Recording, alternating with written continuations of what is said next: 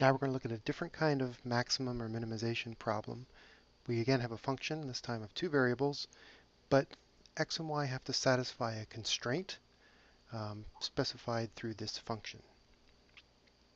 So here's our constraint function, right? It's a curve implicitly defined in the xy plane.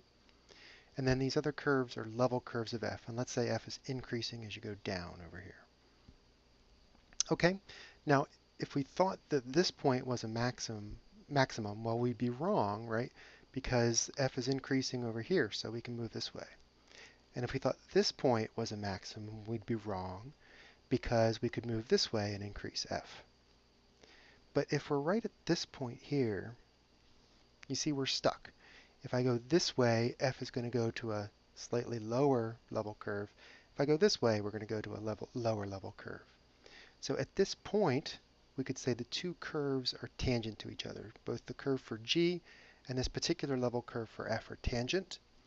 And because gradients are normal to level curves, we have that the gradients of those two functions must be parallel at the critical point.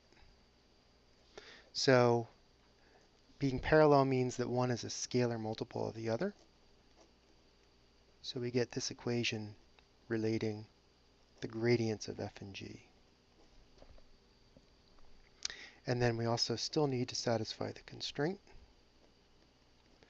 And this works just as well for 3D as for 2D. So in these equations, the critical point and lambda are unknowns that have to be solved for.